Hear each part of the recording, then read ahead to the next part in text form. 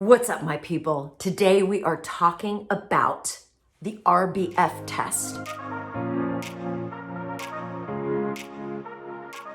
If you're like, what is an RBF test? RBF stands for resting bitch face. I know, I'm sorry, that's literally what it stands for. Resting bitch face test. In other words, how do you know if you're giving someone RBF? That's what we're talking about today. So like and subscribe and drop me an amen if you A, think you might have RBF, B, know you have RBF, and C, are kind of interested in fixing your RBF because there's a reason why you might want to. Join me. Okay, so let's start. What is RBF? What is this resting bitch face thing? Look, it got popularized in the celebrity world. I mean, I've heard people use RBF to describe Kanye West's face.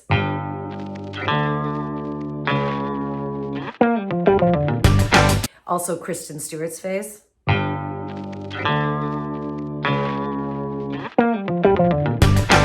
mean, I'm terrible at celebrity impressions, but I'm just saying what RBF is when we signal that we are displeased with what we see, that we are finding what is before our eyeballs lacking.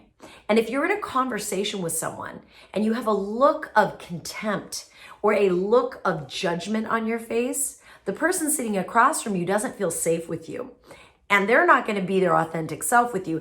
And they're going to feel really squirmy and weird and defensive maybe. It brings out the crazy in people. I'm telling you, RBF face is real. But what I take issue with is that it's not a women's issue. I hate how sexist resting bitch face sounds. But it is a very real problem. There was an incredible piece of research conducted around the world with thousands and thousands of people called the still face experiment.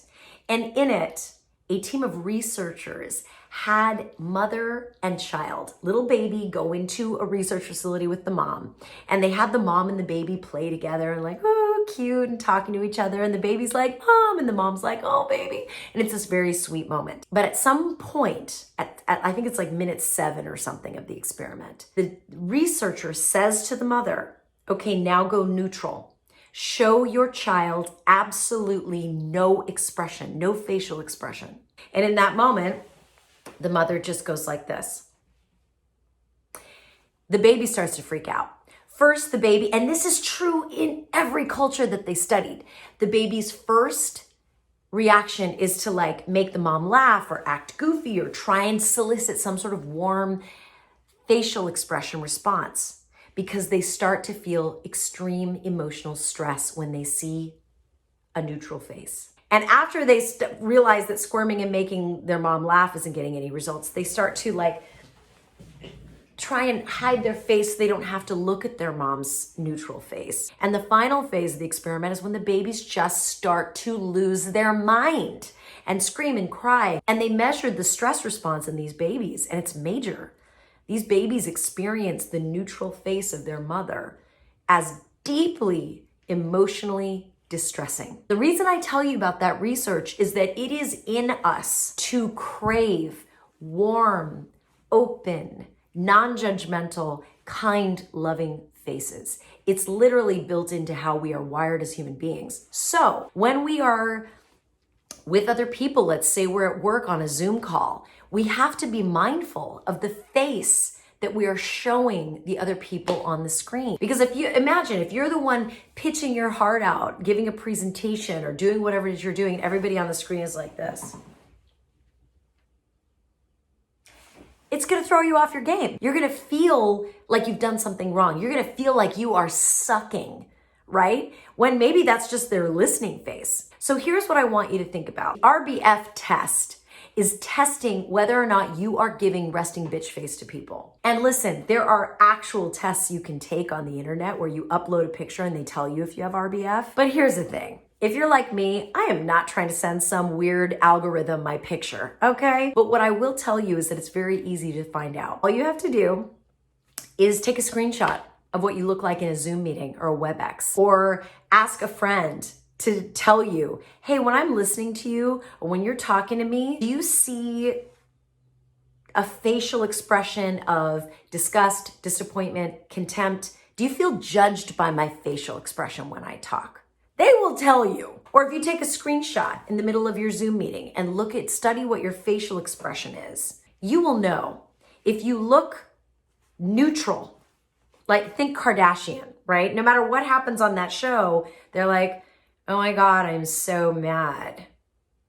Oh my God, she's so mean, right? It's just neutral face. Now, we could say that that's because of all manner of reasons, but I don't want to throw any shade at the Kardashians. I think they're doing their thing and you go girls. But that neutral face has very real consequences for how people feel around them, right? So what we want to do is create an awareness around the experience your facial expression is giving the people with whom you are talking. So now if you're like, oh shit, I totally have resting bitch face and my friend told me that she feels judged by my listening face and I took a screenshot of myself during a web meeting and sure enough, I'm like, what do you do about it?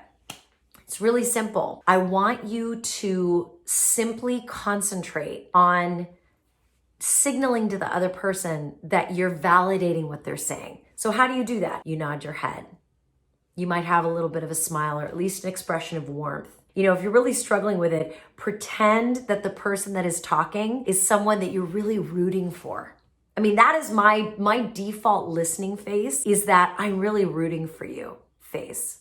Not in a weird, crazy Saturday Night Live kind of way, but like, I'm really hoping the best for you. I'm wishing the best for you, and that comes through in my face. What I don't want this conversation to become is an exploration of women and makeup and Botox and all that crap. You know what? That has nothing to do with this. We're not talking about mascara or foundation or blemish cream or wrinkle, hiding your wrinkles or not hiding your wrinkles. None of that matters. If you are projecting warmth and a face that is interested in the experience of another human being, that is what people respond to. They do not respond to whether or not you have a lot of wrinkles. I mean, you can tell I don't get Botox yet. I mean, never say never. But people don't trip out on my wrinkles. They trip out if I'm giving them judgment face, contempt face, ew face, ew, right? So that's what this is about. So don't be turned off by resting bitch face as a sexist construct or RBF as some silly thing in the zeitgeist that's going to disappear. No, it is real. Humans need humans that are listening with warmth, with kindness, and with as little judgment as possible. And that is how you connect with human beings. I hope that was helpful, you guys. If it was, drop me a note. I would love to hear from you. I would love to know what's working, what you want to hear more of. Are there certain situations that you're struggling with?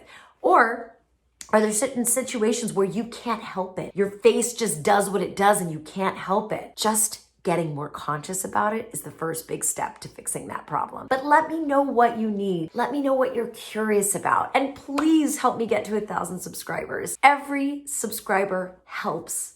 And I just am so grateful that you've spent this time with me and that you keep coming back. Shine on. We need your light. We'll see you next time.